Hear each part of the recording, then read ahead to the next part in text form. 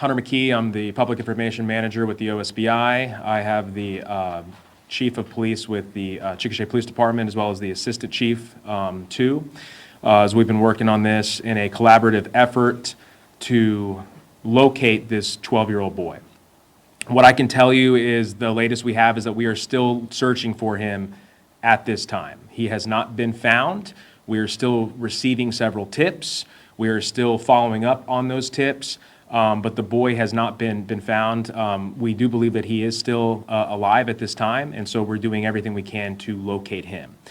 The other update we have, since we had last spoke yesterday, is that as this investigation continued, the OSBI made contact with the 12-year-old boy's parents, that is his biological mother and his stepfather.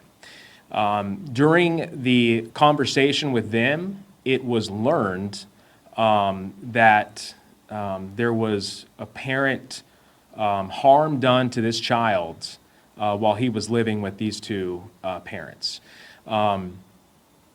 Based on everything that we were able to gather, based on search warrants that we conducted, and that's multi-jurisdictional agencies that were involved in those, we came to the conclusion that both parents were arrested on child abuse complaints.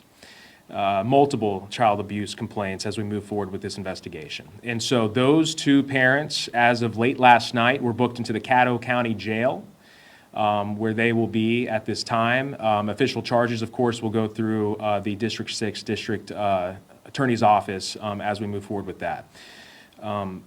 What I can say from the OSBI standpoint is when the Chickasha Police Department requested us to look into this case, not only was it important for us to locate this child safely, but we also needed to look into the entire aspect of this case and find out why is this child missing from the very beginning for multiple days, what's going on and what's going on with his home life, as well as we kind of dig deep and find out a little bit more into what has caused this.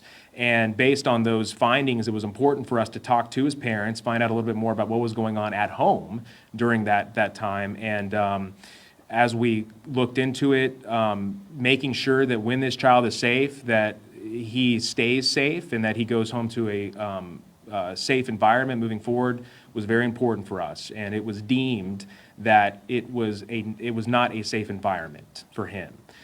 So that's why these two parents are behind bars at this time. We are encouraging people.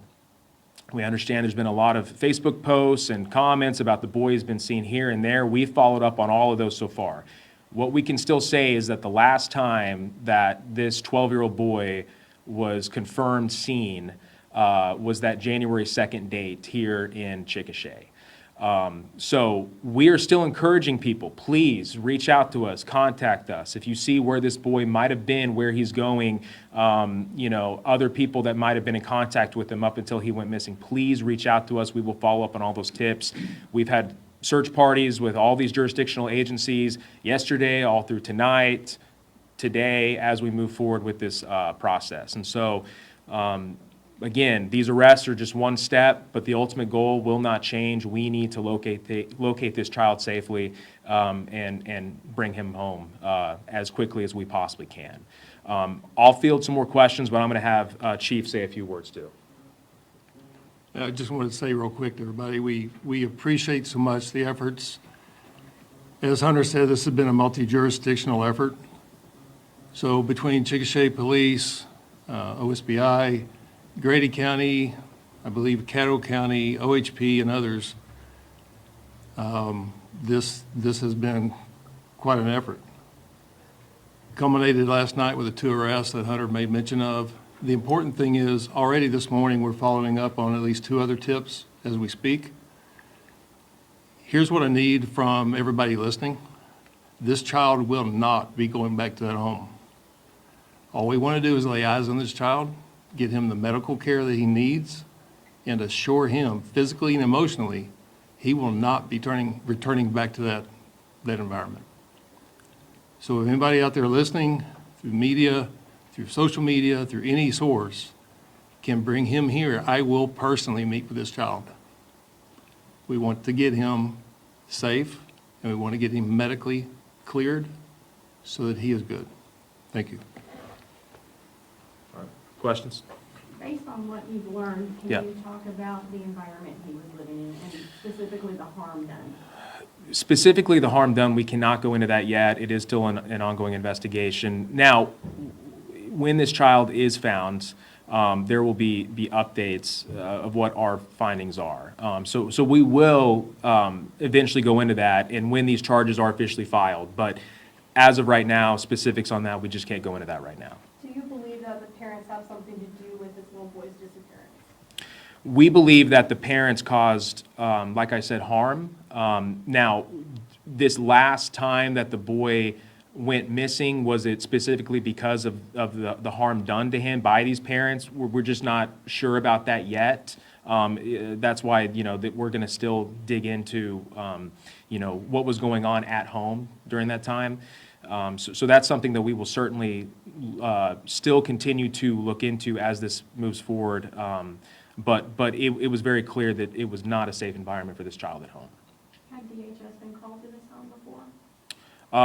We have been in contact with DHS. We can get that for you to double check on that. I would like to talk to them about that, though. You went out to the property yesterday to interact with them. Can you kind of tell us, did you search the property? Is there anything that you guys found while you were out there, or was that just specifically just to apprehend them? The property was searched, and like I said, we had followed up on multiple properties within the Grady County and Caddo County areas. But again, specifics that were found during our search warrant, just can't unveil that yet. Can you describe the conditions of the home? Probably not yet. Can you speak to why the parents were charged with conspiracy and crimes against nature, the counts themselves? Sure.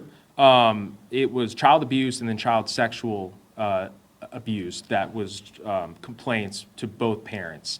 The conspiracy, of course, is because they were, together when these crimes did occur towards this child. And so that's what we have so far. Now, of course, when this reaches the DA, we'll see what charges are officially filed. But based on our conversation with the parents, that's what the OSBI, that's what our complaints for the arrests were made.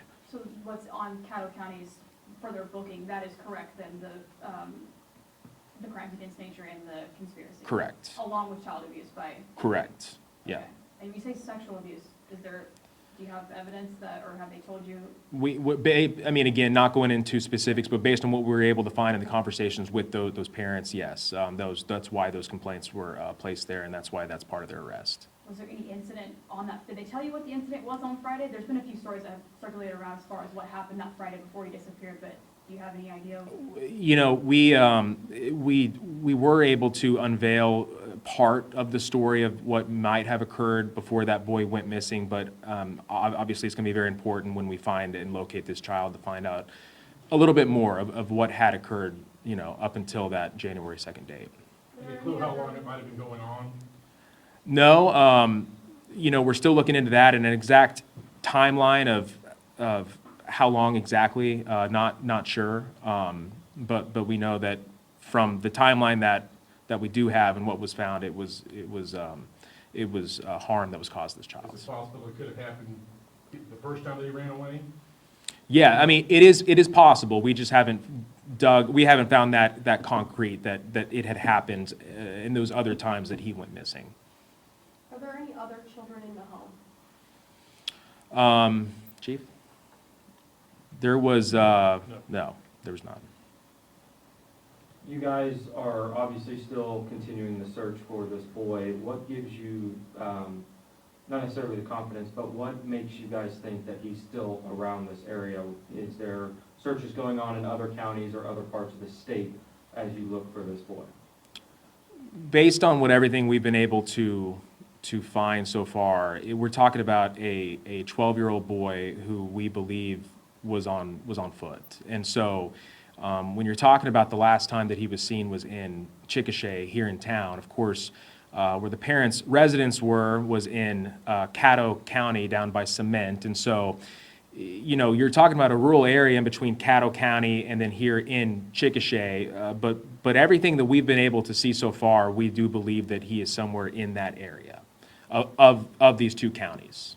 The last sighting was at the, I'm assuming you're talking about the Quality Inn, or at least somewhere here in Yes, town. right, right.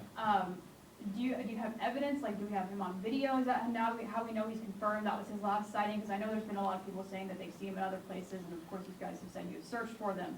But are those not true sightings, or can you elaborate on that? You're talking about the last time that we had confirmed that he was Yeah. seen. Yes, those are confirmed sightings, that he was seen. You know, I can't go into the specifics of what we had seen, but we were able to use the resources there in town of those nearby buildings to confirm that he was there at that time. And again, like we said, that was right down the street here, and so, you know, Chickasha residents of Caddo, Grady County have done a great job of reaching out to us. We need them to continue to do that. I guess, what's your next step moving forward from here? Next step is these, you know, these large searches will continue. I mean, I've told you, it's not just us and Chickasha Police Department, Grady County Sheriff's Office, Caddo County Sheriff's Office, District 6 Task Force. Everybody's still working around the clock. There's been, you know, shift changes, obviously, but these comments that we get, whether it's social media, whether it's through our tip line, straight calls, we are following up on these. And so it's just a continuous, maybe seeing where he might have been, where he is going. But we will not stop until this child is found. Are you using drones? Yes, we're using everything necessary. Drones, you know, dogs, everything that we get a tip on, we're using all those, you know, the technology and resources to see where exactly this child might have been. Are there volunteers that have come forward to help with the Yes, search? yes, I can say that I actually got a call this morning. And so there are people that have helped, that are wanting to continue to help. And you guys know, not just here in the Grady County area, but throughout the entire state, we always have people step up and help with that, and we really appreciate it. Where are you concentrating your search right now? Just in those 2 county areas. So in between where that residence was down in Cement up until Chickasha is where it's concentrated. Of course, if we get a tip, anything outside of these 2 counties, of course, we're going to look and we're going to use our resources, but that's where it's concentrated so far. Do we think he's been staying outside, or do you think he's got some shelter somewhere? We're just not sure. I mean, you would hope he's got shelter, but, I mean, you know, guys, we've talked about this. I mean, this is multiple days now of a 12-year-old boy. I mean, it's to a point where he needs to be found as quickly as possible, because, you know, not knowing where he is, not knowing where he's staying, it's extremely scary. Any chance an amber alert may be issued at some point, or are we beyond that? Or? No, from what we've been able to gather, that will not. So we'll be able to continue to use what resources we have to push that out. Not to drill into the ground, but have you gotten any hits, like, from using dogs, or have you seen anything on drones? Have you used thermal at all, or? Yeah, we've used all of that, but in terms of actual, like you called it, hits to see, no, we have not gotten that yet. But we're still using all of that. What's your reaction to just what you've learned about what's happened to this boy in his home? This is extremely sad. This is a horrific case so far for everybody involved. I mean, again, you're talking about a 12-year-old boy, where it was seen that he was, you know, living in a household where he didn't get to live a life of a normal 12-year-old boy. And so what we've discovered that he had to go through during this time, it's extremely sad. And now he's, you know, no one knows where he is. He's, you know, out on the streets possibly. It's extremely sad, but again, we're going to do everything in our power to make sure that he is found safe.